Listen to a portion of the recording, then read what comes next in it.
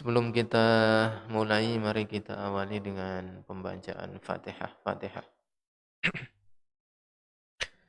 Qiraatul Fatihah li Sayyidina Muhammadin Sayyidil Anam wa li sairi ikhwanihil anbiya'i wal mursalin wa alihim wa ashabihimul kirami ajma'in wa li sahibil hizbi maulana abil madaris wal masajid muassisi Nahdlatul Watan Syekh Muhammad Zainuddin Abdul Majid wa li usulihi wa furu'ihi wa li muhibbih wa li jami'il ulama'il amilin wal awliya'il arifin wa li walidina wa li masyaikhina wa li nahdiyina wal nahdiyat wa li jami'il muslimin wal muslimat al ahya'i minhum wal amwat. Al-Fatihah.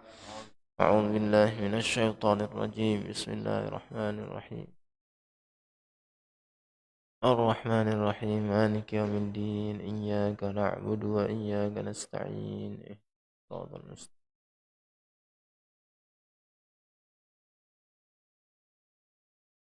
Fatihah berikutnya kita niatkan untuk diri kita masing-masing, keluarga kita, anak cucu kita, kedua orang tua kita, dan juga kepada seluruh donatur Rumah Tahfiz Al-Utsmani. Mudah-mudahan dengan berkat bacaan suratul Fatihah, Allah Subhanahu wa taala memudahkan segala urusan kita,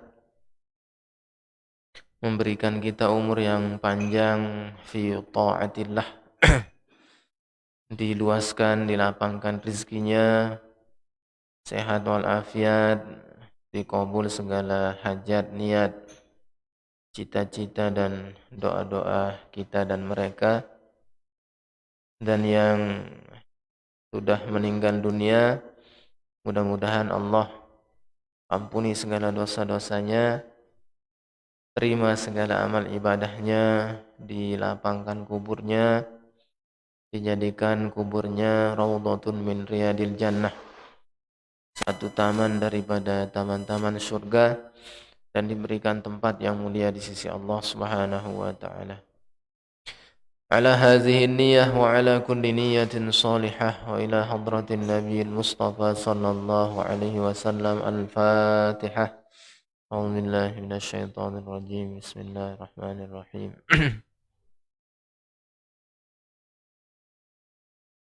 Iyyaka na'budu wa iyyaka nasta'in. Ihdinas siratal mustaqim. Siratal ladzina an'amta 'alaihim.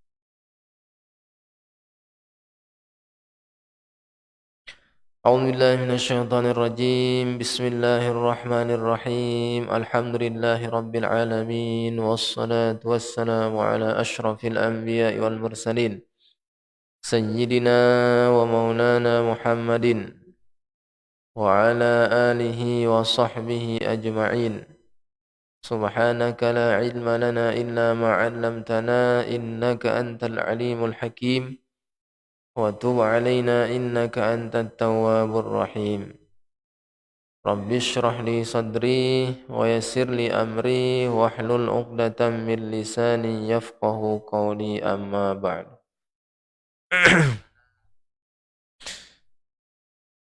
Bapak Ibu jemaah sekalian, pada pertemuan yang lalu kita sudah sampai kepada riwayat dari Rasulullah sallallahu alaihi wasallam yang mengatakan bahwa ma jalasa qaumun yazkuruna Allah ta'ala illa nadahum munadi minas sama'i.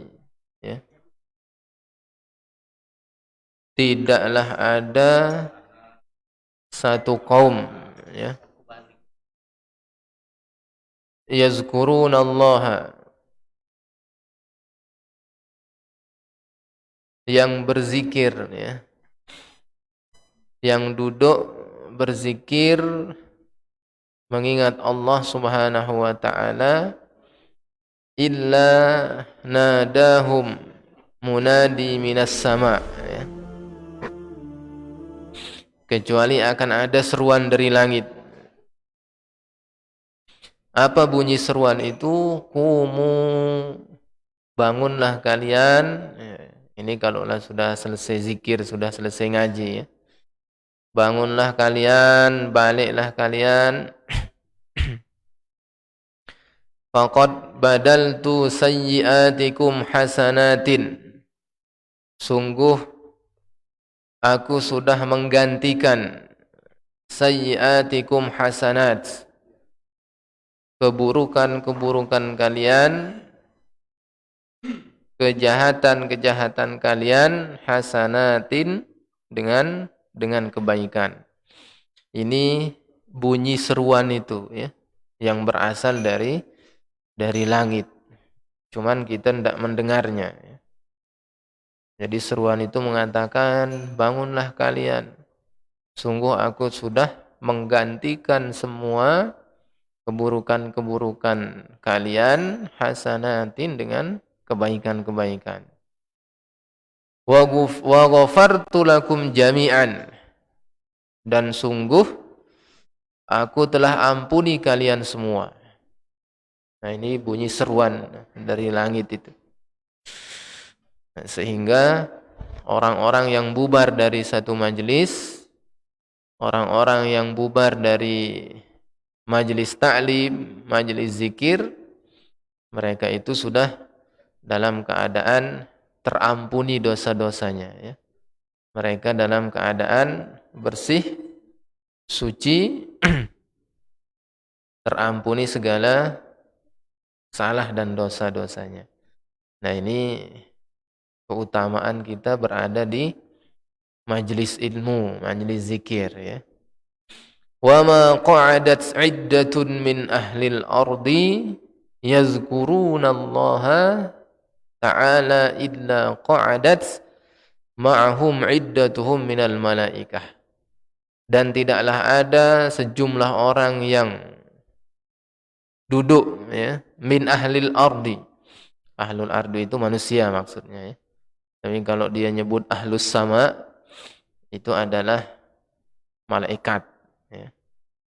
Jadi tidaklah ada sejumlah penduduk bumi, manusia berkumpul, yazkurunallaha ta'ala, berzikir kepada Allah Subhanahu wa taala, illa qa'adat ma'ahum iddatuhum minal malaikah, kecuali di tengah-tengah mereka itu melok ikut duduk ya para malaikat ya, sekelompok malaikat. Nah, jadi ketika seseorang duduk di majelis zikir, duduk di majelis ta'lim, mereka itu didampingi oleh para malaikat, malaikat Allah Subhanahu wa taala ya. Nah, cuman kita ndak jingok ya, kita ndak lihat bahwa di sekeliling kita ini sedang ada malaikat-malaikat yang duduk bersama kita ya. Nah, ini riwayat dari Rasulullah sallallahu alaihi wasallam ya. Summa qala Syakik Az-Zahidi. Nah, sekarang kita akan masuk ke perkataan Syakik Az-Zahidi ya. Rahimahullahu ta'ala. Apa kata beliau? An-nasu yakumuna min majlisi ala thalathi asnafin. Orang-orang itu balik ya, dari majelisku terbagi menjadi 3 golongan ya. Nah, jadi mereka kalaulah sudah selesai ngaji, mereka akan terbagi menjadi 3 golongan ya. Mana dia 3 golongan itu? Pertama adalah kafirun mahdun ya. Ada yang masuk dalam kategori golongan orang-orang yang kafir murni, kafir asli. Nah, ini baru balik ngaji kafir dia. Wa munafikun mahdun, dan ada juga yang masuk dalam kategori golongan orang-orang yang munafik murni. Dan yang ketiga adalah mukminun mahdun, dan ada yang masuk dalam kategori orang mukmin yang murni. Nah, ini 3 golongan jadinya ya. Nah, kita masuk dalam golongan yang mana nanti ya. Jadi bisa dicek diri kita masing-masing. Nah, ternyata orang dari majelis itu bisa menjadi 3 golongan ini ya. Nah, mana dia yang termasuk kafir murni, munafik murni, dan orang mukmin yang murni? Jadi kata Syakik Az-Zahidi, li'anna li'anni ufassirul Qur'ana, karena aku menafsirkan Al-Qur'an. Di dalam majlisku itu aku menafsirkan Al-Qur'an. Aku mengajarkan Al-Qur'an, fa aqulu 'anillahi ta'ala wa an rasulih.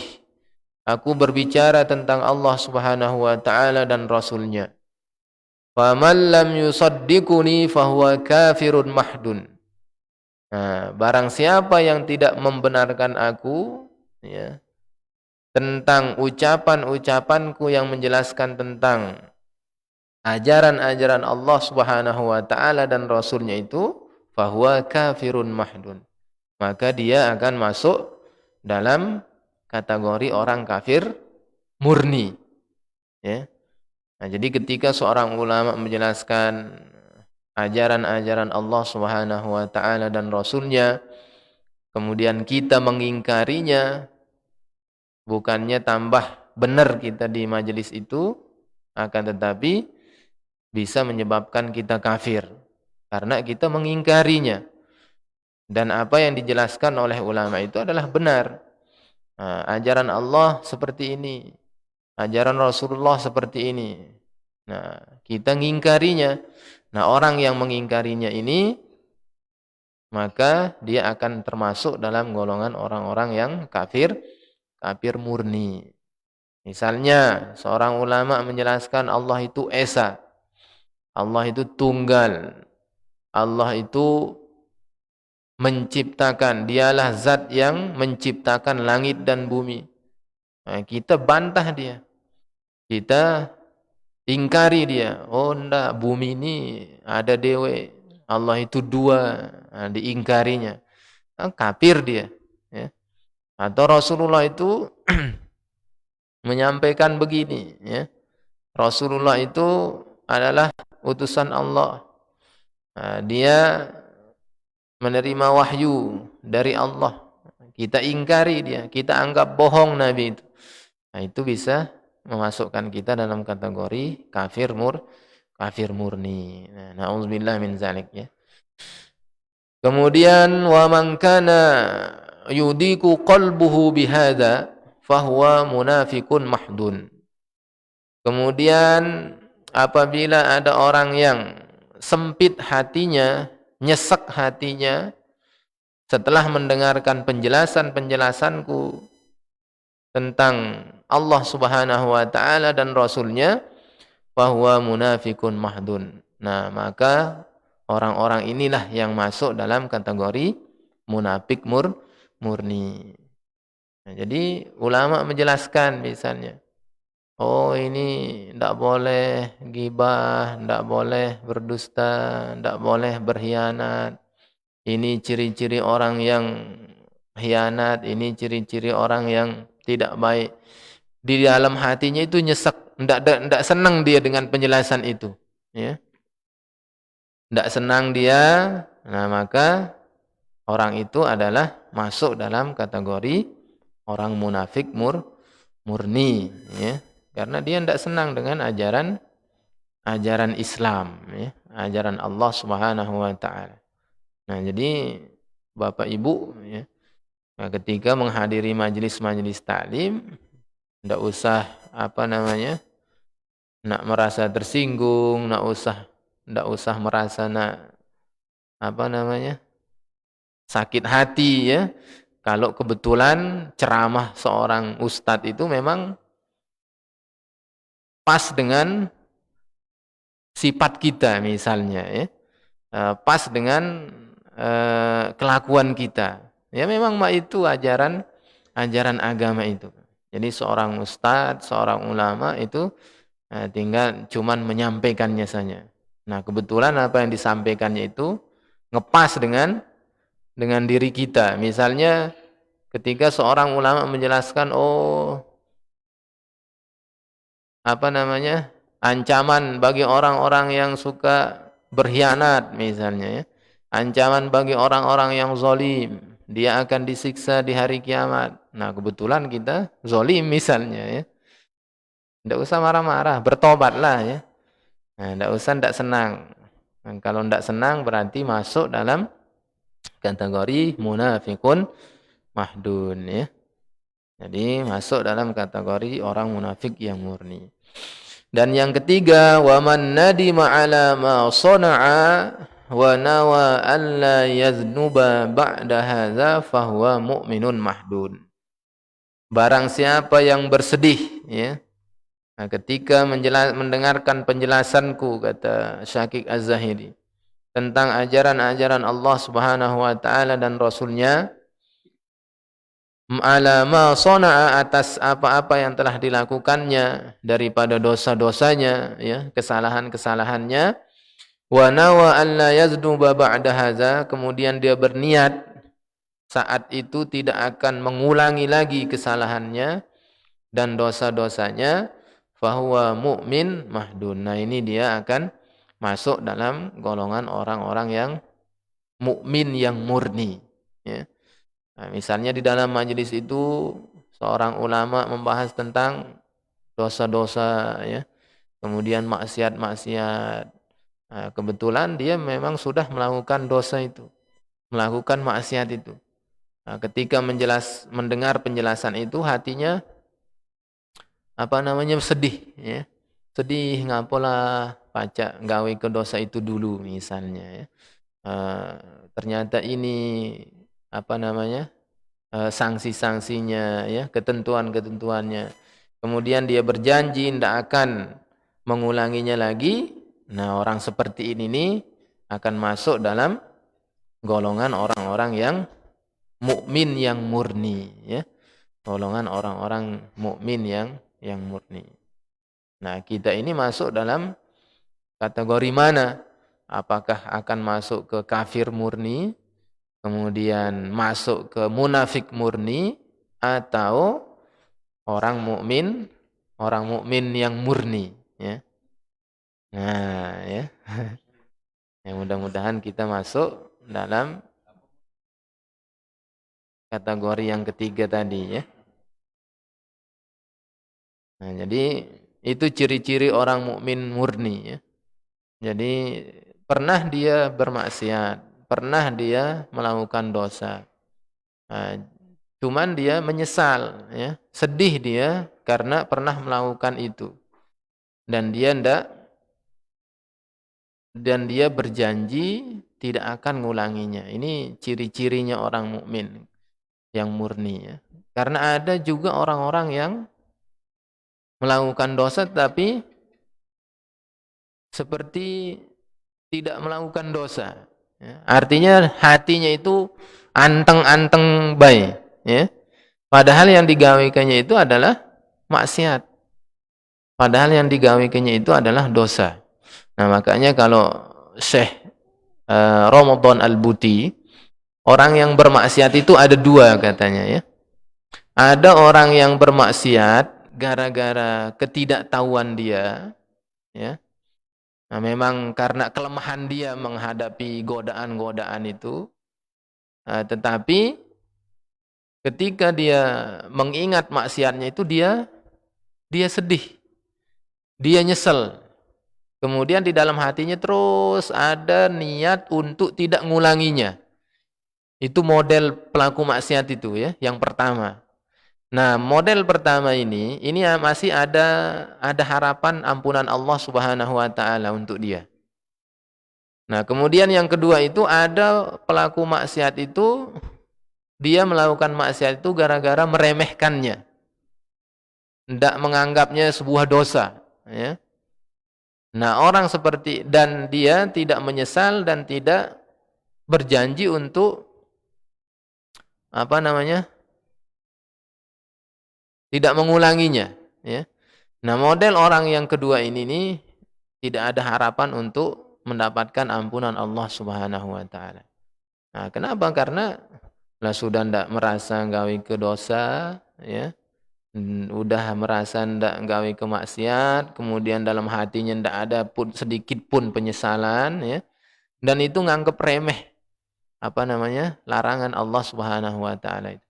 Nah, jadi model pemaksiat yang kedua ini nih sangat tipis harapan, ya. Sangat tipis harapan dia mendapatkan ampunan Allah Subhanahu wa taala.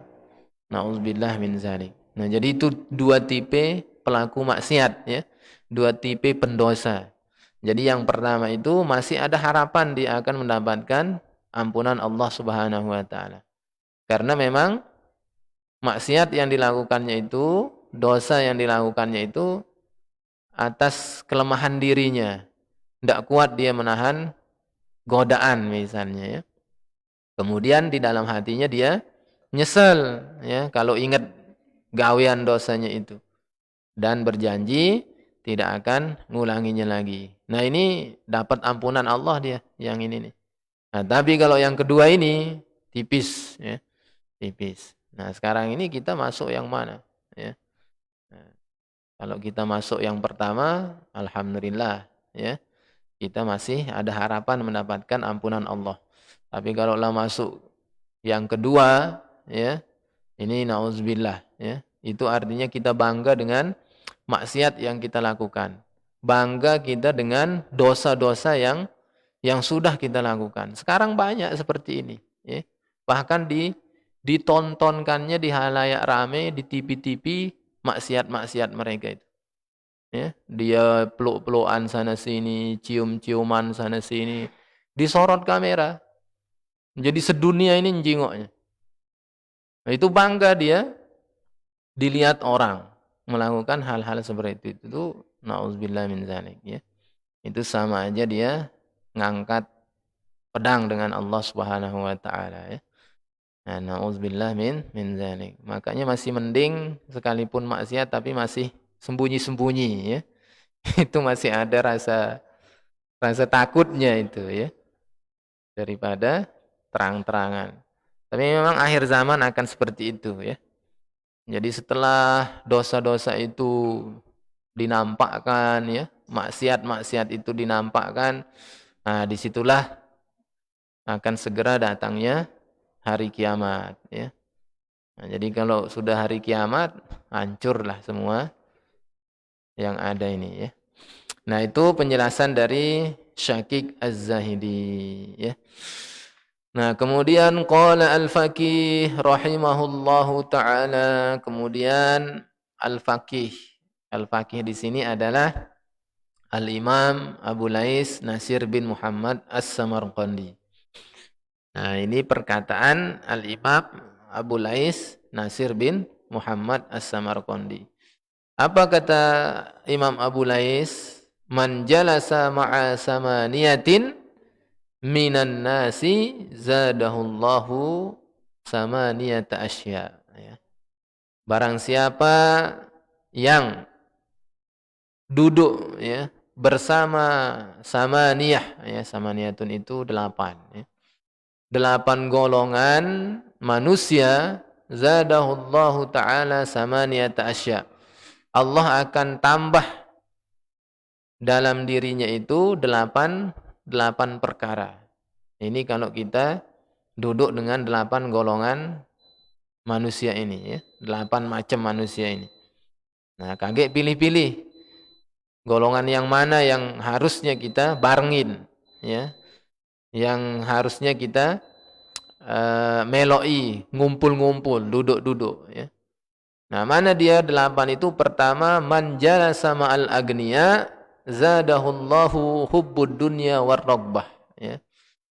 Barang siapa yang senang duduk ngumpul bersama orang kaya, zadahullahu hubbad dunya warraghbah. Allah akan tambah dalam dirinya itu kecintaan dan keinginan terhadap duniawi. Ya, kawan-kawannya orang kaya galau kan? semua pakai mobil, akhirnya dia minder. Akhirnya pengen punya mobil juga, pengen punya ini, pengen punya itu juga. Nah, jadi kalau sudah kecintaan terhadap dunia, keinginan terhadap dunia itu kuat, ini biasanya yang akan membawa orang itu terjerumus dalam kejahatan, ya. Lah jundak diperhatikannya lagi halal apa haram dia ini. Karena lah sudah menggebu-gebu keinginannya terhadap duniawi itu, ya.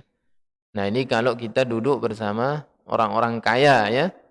Nah, tapi orang-orang kaya yang ini maksudnya ini, ya, yang memang pikirannya dunia terus, ya. Beda dengan orang kaya yang memakai hartanya berjuang di jalan Allah misalnya. Itu perlu kita dekati, kan. Nah, supaya kita bisa ngambil pelajaran, bisa ngambil contoh, oh dia ini banyak, hartanya banyak, duitnya, tapi harta dan duitnya ini ternyata dipakainya untuk berjuang di jalan Allah. Akhirnya bisa kita contoh. Nah, karena orang kaya itu kan tidak semua mah itu, kan. Nah, jadi ini pertama, kata Al-Imam Abu Lais Nasir bin Muhammad As-Samarqandi. Man jalasa ma'al agniya zadahullahu ta'ala hubbad dunya warragbah. Siapa yang suka duduk bersama orang-orang kaya, Allah akan tambah dalam dirinya hubbud dunya, ya, kecintaan terhadap dunia.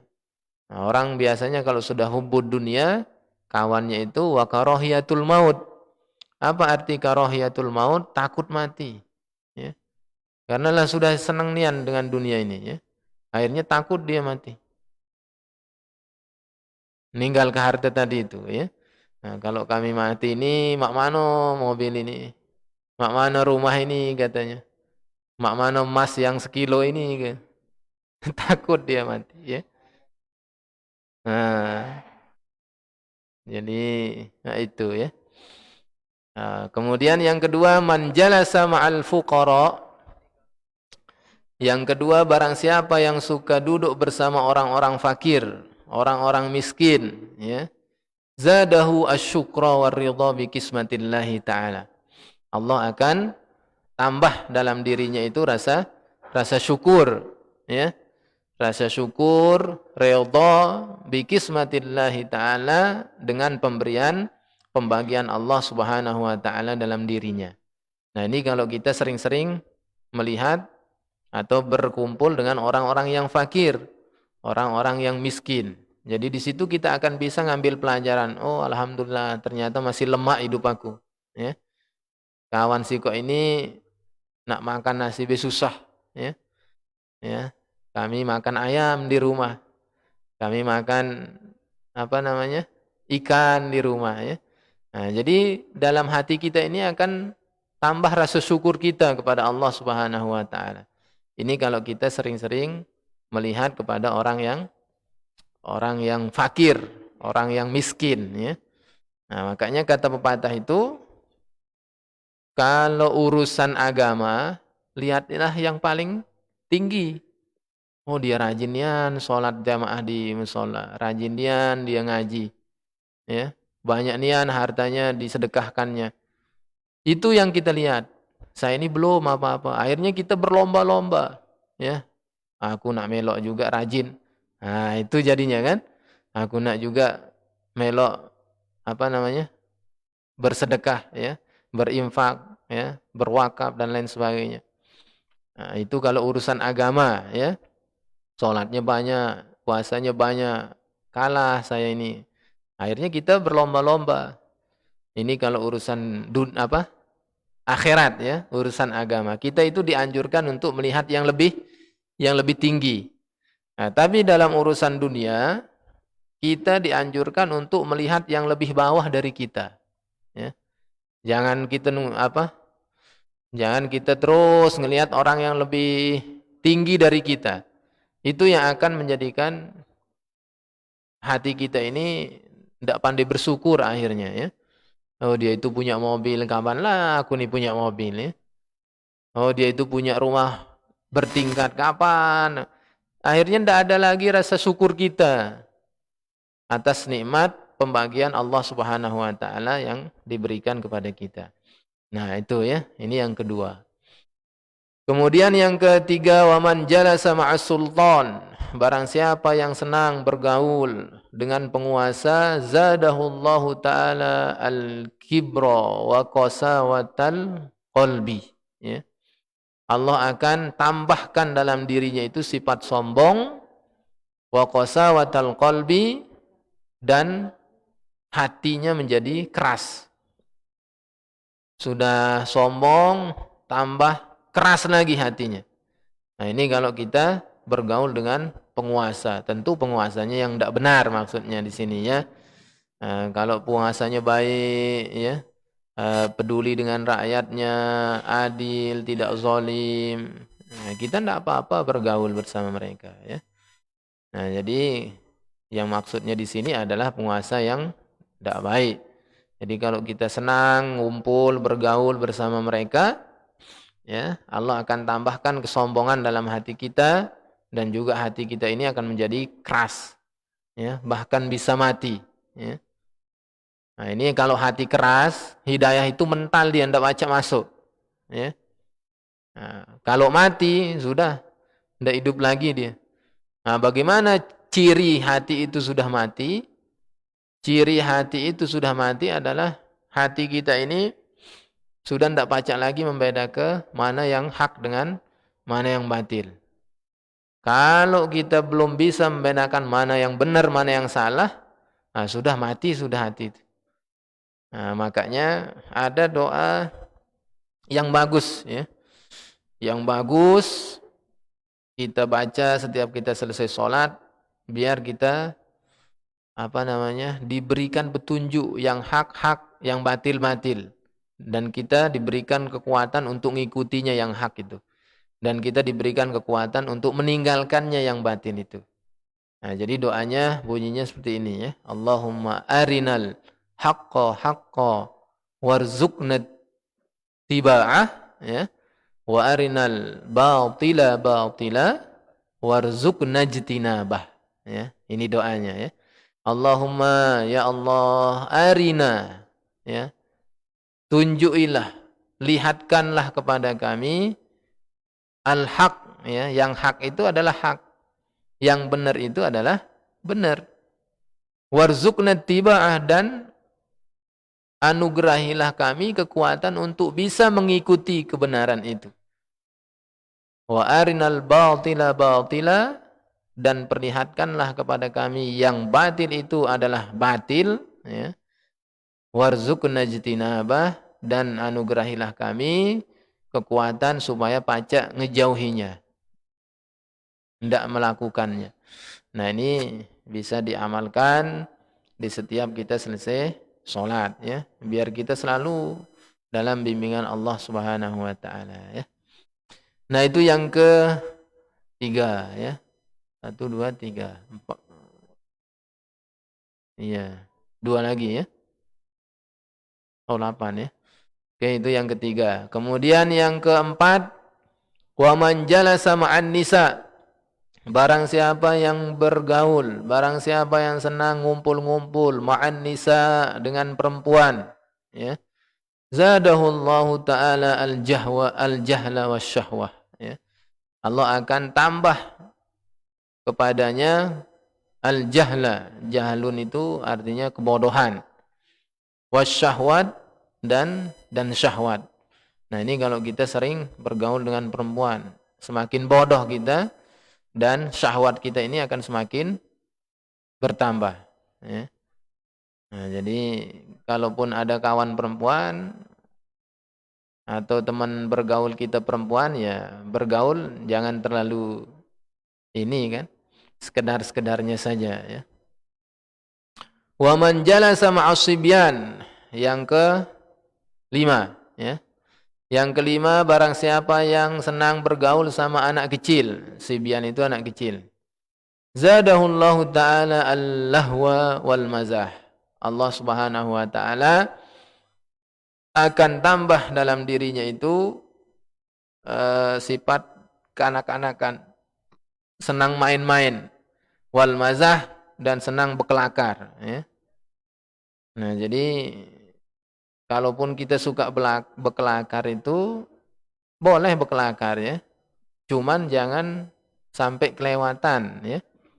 Nah, kenapa? Karena kalau terlalu sering kita berkelakar itu nanti akan bisa menyebabkan ini kita dengan kawan-kawan kita itu konslet. Apa namanya? Ada yang tersinggung, ada yang dimasukkan dalam hati, ada yang itu nanti akhirnya ya. Makanya ya yang wajar-wajar lah, berkelakar aja biasa-biasa ya. Tapi jangan kelewatan. Itu nanti yang bikin kita konslet dengan kawan kita ya.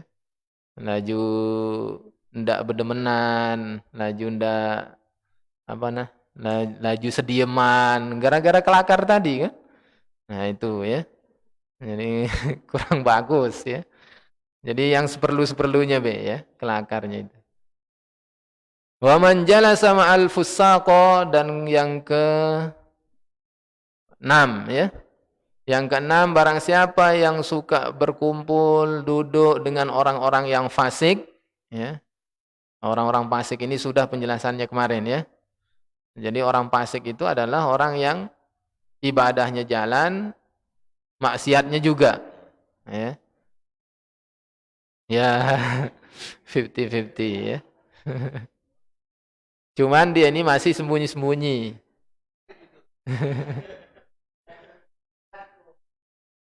Nah, tapi yang fasik yang terang-terangan ya, yang kayak apa namanya? Ya diperlihatkannya kejahatannya.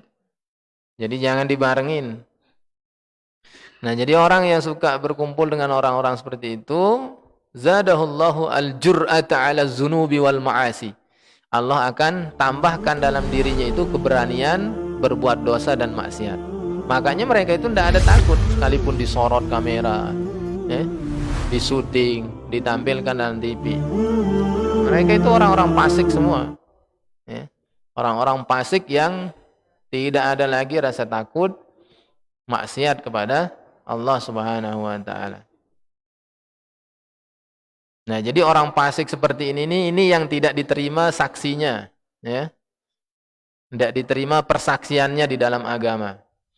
Jadi jangan dijadikan saksi orang fasik yang menampakkan kejahatannya, dosa-dosanya itu di halayak ramai.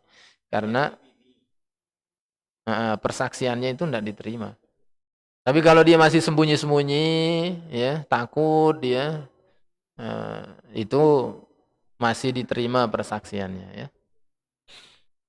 Wa taswif fit taubah.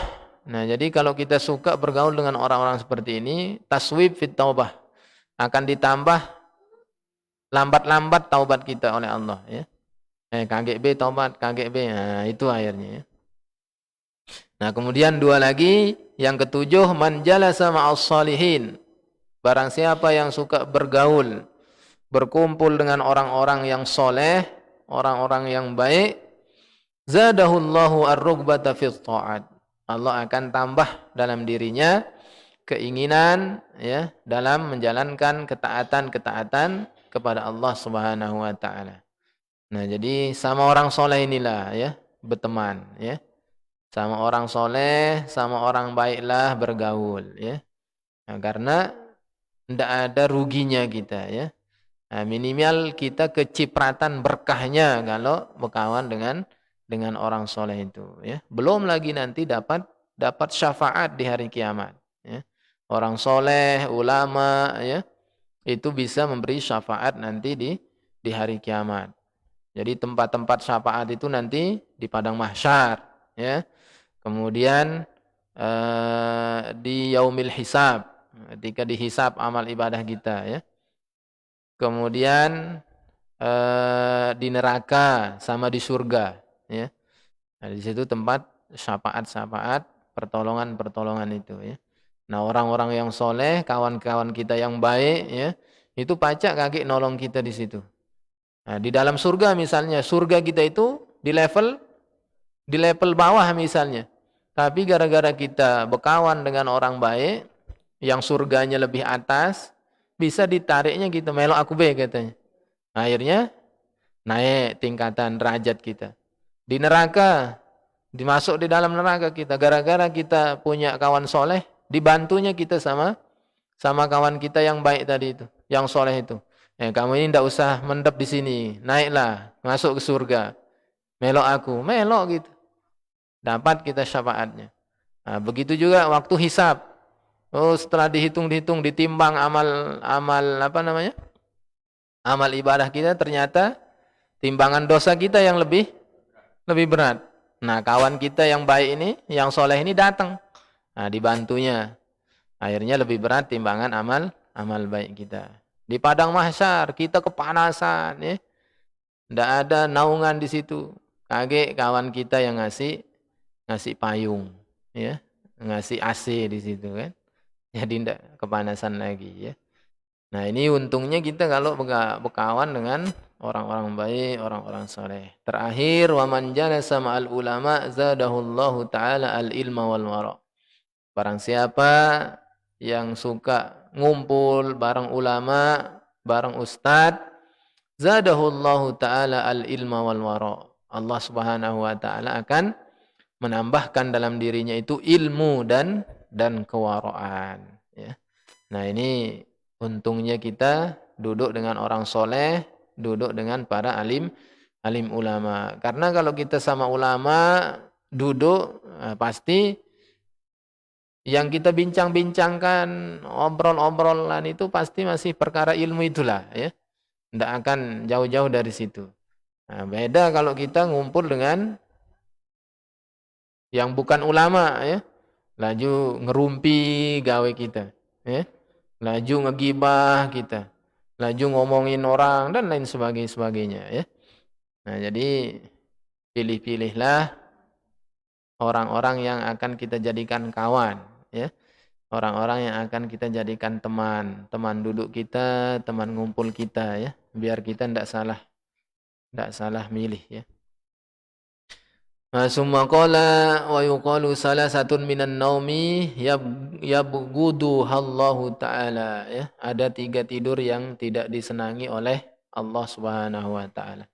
Insyaallah nanti kita lanjutkan, ya. Nah, hati-hati ini tidur, ya. Jadi ada 3 tidur yang dibenci oleh Allah Subhanahu wa taala. Nah, tidur apa?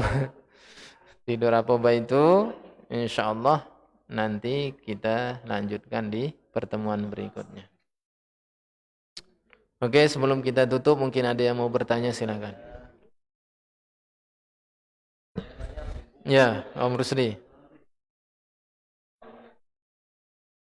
Assalamualaikum warahmatullahi wabarakatuh. Nah,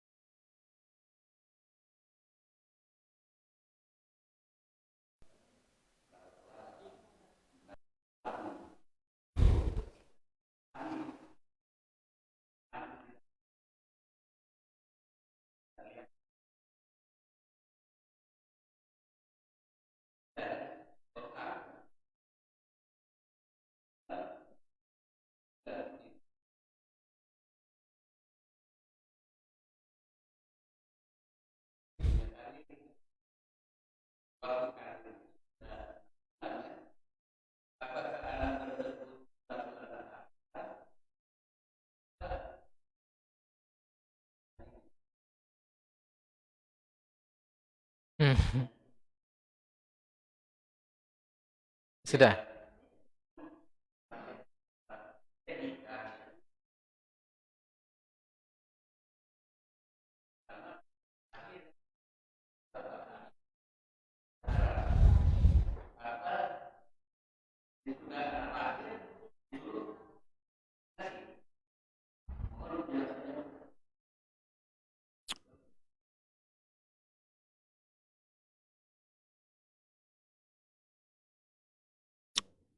Oke, jadi anak itu sebenarnya tidak ada istilah anak haram, ya. Kenapa? Karena ya dia tidak ada